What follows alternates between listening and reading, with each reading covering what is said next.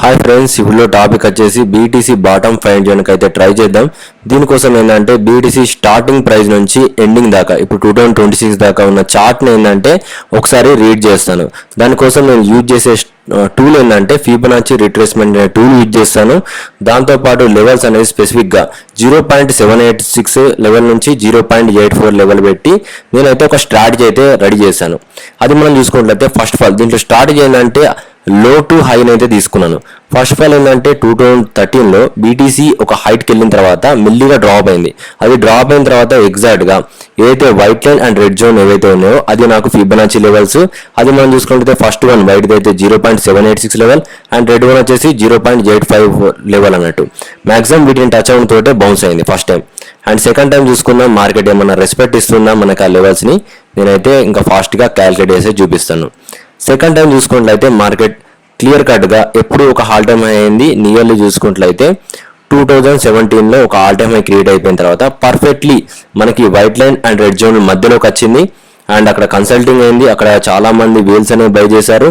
And smart money traders ఎవరైతే ఉన్నారో వాళ్ళందరూ అక్కడ ఎంట్రీ పొజిషన్ తీసుకున్నారు. అండ్ ప్రైస్ అనేది ఇంక్రీజ్ అయింది. మళ్ళీ సెకండ్ టైం కూడా ఒక ఆపర్చునిటీ అయితే వచ్చింది. మళ్ళీ కూడా బై చేశారు సేమ్ లెవెల్ నుంచి. దాని తర్వాత ప్రైస్ మళ్ళీ కూడా ఏంటంటే బుల్ మార్కెట్లోకి అయితే వచ్చింది. అండ్ నెక్స్ట్ టైం ఏంటంటే థర్డ్ టైం చూద్దాం. థర్డ్ టైం కూడా బీటీసీ 2022లో ఎగ్జాక్ట్గా ఒక హైట్ అయితే క్రియేట్ అయింది. హైట్ క్రియేట్ అయిన తర్వాత పర్ఫెక్ట్గా ఈ white zone and red zone మధ్యలోకి అయితే వచ్చింది. అండ్ చాలా మంది బై చేశారు. అండ్ వెంటనే ఏంటంటే ప్రైస్ అనేది మళ్ళీ పంప్ అయింది. అండ్ ఇప్పుడు మనం చూసుకున్నాం లాస్ట్ టైం, ఇప్పుడు మనకి 2026లో ఉన్నాం కాబట్టి ఇప్పుడు మనకి ఆల్ టైమ్ హై ఎప్పుడు క్రియేట్ అయింది 2025లో క్రియేట్ అయింది. అండ్ ఎగ్జాక్ట్గా బాటమ్ వచ్చేసి మనకి వైట్ లైన్ ఈ రెడ్ జోన్లోకి అయితే వస్తుంది. ఎందుకంటే చాలా టైమ్స్ ఏంటంటే మ్యాక్సిమం ఈ జోన్ నుంచి బౌన్స్ అయింది. నేను మీకు ప్రూఫ్తో సహా చూపించాను. ఆ లెవెల్ చూసుకున్నట్లయితే నియర్లీ 39,000 నుంచి మీకు అప్రాక్సిమేట్లీ 30,000 మధ్యలో ఏంటంటే మీకు బాటమ్ అనేది ఏర్పడే ఛాన్స్ అయితే ఉంది. ఇదేంటంటే ఒక ఛాన్సెస్ లాగా తీసుకోండి. మ్యాక్సిమం ఏంటంటే అక్కడే రావాలని ఎగ్జాక్ట్గా చెప్పలేను. బట్ స్ట్రాటజీ ప్రకారం ఏంటంటే పర్ఫెక్ట్గా ఆ లెవెల్లో ఏంటంటే చాలా టైమ్స్ ఏంటంటే బౌన్స్ అయింది. ఎందుకు ఆ లెవెల్ ఇంపార్టెంట్ అనేది చూసుకున్నట్లయితే 0.76 లెవెల్ అనేది డీప్ రిట్రేస్మెంట్ లెవెల్ అన్నట్టు. 0.854 ఏంటంటే ఎక్స్ట్రీమ్ రిట్రేస్మెంట్ లెవెల్ అన్నట్టు. అండ్ ఎక్కువ మంది ఏం చేస్తారంటే రీటైల్స్ ఎవరైతే బై చేస్తున్నారో చాలా మంది ట్రేడర్స్ ఎవరైతే ఉన్నారో వాళ్ళ మార్కెట్ అనేది 50% క్రాష్ అయితే ప్యానిక్ అయితే ఉంటారు.